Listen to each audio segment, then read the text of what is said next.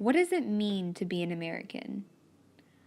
For me personally, American culture is so hard to define itself since America is a country that was first home to indigenous people and then colonized by white people. America is essentially a melting pot of immigrants from all over the world. And of course, these immigrants came from a variety of different backgrounds that they carried with them to their new home. To me, I believe the perfect word to use to define Americans is diverse and unique, and we shouldn't feel the need to be labeled under one category, since the majority of American citizens are mixed as it is. My name is Mia Helene Orahel Palacios, and I come from a long train of Mexican immigrants on both my mom and dad's side of the family, who came here to Southern California in the early to mid-19th century to create a better life for themselves and their descendants. And I mean, hey, look where I am today. So far, I think I'm creating a pretty good path for myself. So despite my parents being separated for nearly 20 years since I was born, one thing they've always shared in common is their roots in Mexico. My mom's a third-generation descendant, and her ancestors are from Jalisco, Mexico. So the majority of her family lives here in Southern California, and they have been for almost 100 years now. Meanwhile, my dad was born in Michoacan, and him and his family moved here in LA when he was 8 years old. And, everything really does happen for a reason, because if my grandparents didn't make the decision to move to California, then my dad never would have met my mom 25 years later, and then I wouldn't have been born. So, yeah, it's crazy how life works out. From the moment you're born, you really have no knowledge of the family you're born into. You don't choose your race and ethnicity, you're simply born into it with no knowledge whatsoever. But as you get older, you start to learn more about your background. This includes your race, ethnicity, religion, class, etc. As you grow, you become more aware of your surroundings and you start to pick up more things as your family teaches you how to behave and grow into the person they want you to be. Of course, these behavior traits and values differ from family to family. This idea presents how behavior is learned, not inherited. You do inherit the physical traits of your parents, but you don't necessarily inherit their behavior. You learn it. From a young age, my mother always taught me to be kind and compassionate to all my peers, even when they're indifferent towards you. She taught me to love and accept others for who they are on the inside and to not judge others on their looks, since it's truly the inside, their heart and soul, that counts. This is something I took with me when I went to school and made new friends. I got along with pretty much everybody, and I have friends of a variety of ethnic backgrounds, and I still do today. Until this day, I still look up to my mom, and I aspire to be the amazing woman she is.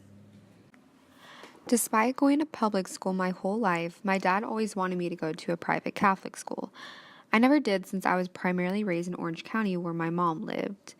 So even though I never went to Catholic school, I was still raised a Catholic by my family and was baptized, had my first Holy Communion, and have yet to receive my confirmation. My parents, primarily my dad, raised me with Catholic values that I still carry with me today. In school, I didn't realize that some of my friends who came from different backgrounds than me had different religions, so I automatically assumed we had the same religion since I thought everybody believed in Jesus and God. For example, I remember one night I was having dinner at my neighbor's house, Destiny, who came from a Buddhist family. I was always at her house after school since we were neighbors and we were also really good friends. But tonight I stayed for dinner. So before we ate at the dinner table, I remember I did the sign of the cross, and I remember she looked at me and laughed because I guess she thought I did some weird gesture or something. But of course, my sensitive 7-year-old self was bothered by it. And her mom scolded her and told her that's not okay, but I remember being so bothered by it that I had to talk to my mom about it later that night. My mom reassured me that I had nothing to worry about, and she basically told me that Destiny and her family were Buddhists. At the time, I of course had no idea what Buddhism was, so my mom had to explain to me that different religions exist other than Catholicism. She told me that people believe in different things and gods than the one I know. This is how I showed naive realism at the time. And it took me a second to grasp this concept, but I didn't let it bother me, and I ended up going to lots of Christian churches, events, and even summer camps with friends, despite our slightly different religious upbringings. As I continued to grow older, I started to meet more people, make new friends, and learn more in school. I continue to show kindness and openness to others, not letting how I was raised affect how I see others. I've always had to have an open minded perspective because that's how I was raised. I've always been an understanding and empathetic person who doesn't try to judge people for their beliefs and norms, because what's relative in one culture might be different for another. I've always been proud of where I came from as a kid, but sometimes it dawned on me that I was only Mexican and not mixed with something else. I noticed when I was a kid, my white friends would always tell me that they're mixed and I'm not, and that it would make me feel boring.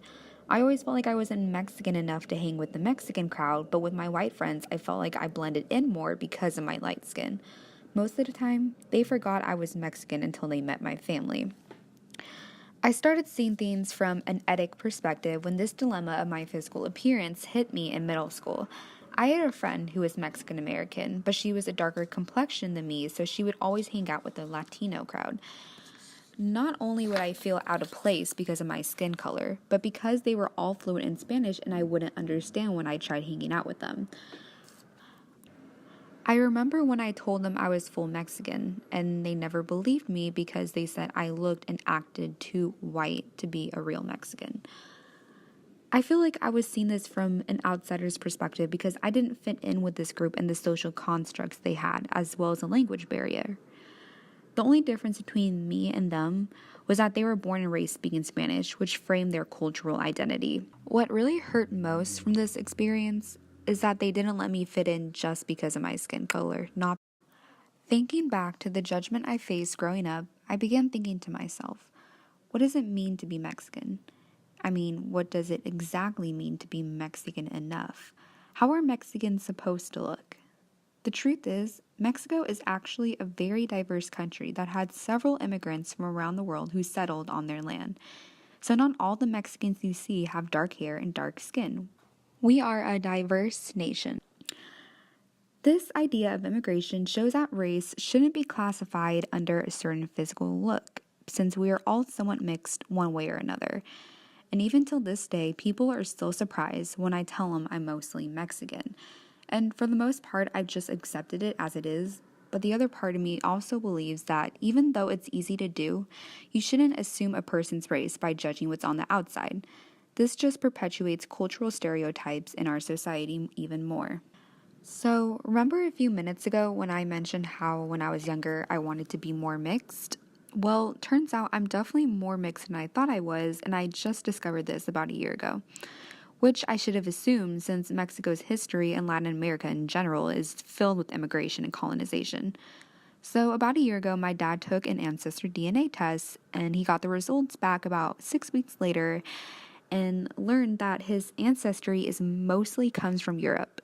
In fact, over half the percentages were from Europe, primarily Italy, Greece, and Spain, rather than his native ancestry being in Mexico. So, this just shows that most of his ancestors were European immigrants. And then, soon after, my mom took the same exact ancestor DNA test, and she learned that over half her ancestry comes from Spain, while the rest comes from Latin America. So, at first, I just thought my whole life was a lie just because I never knew this information about my ethnicity. But I've come to the conclusion that even though my roots are in European history, I still culturally identify as Mexican American since that's all I knew growing up. So I may have roots in Italy, Greece, and Spain, but I really only celebrate Mexican culture. And that's a culture I'm going to pass down to my kids, and so on and so on. Overall, after looking back on my life and thinking about this class, to me, to be an American means to all come together in union, despite our differences with our race, our culture, our religion. To accept and love one another for who they are. And even though America hasn't reached this goal yet, there's still hope that we can get there and make it in unity. And to use your platform, in which mine's a Latino woman, to speak up for those who don't have a voice, to represent your people and be proud of your ethnic roots.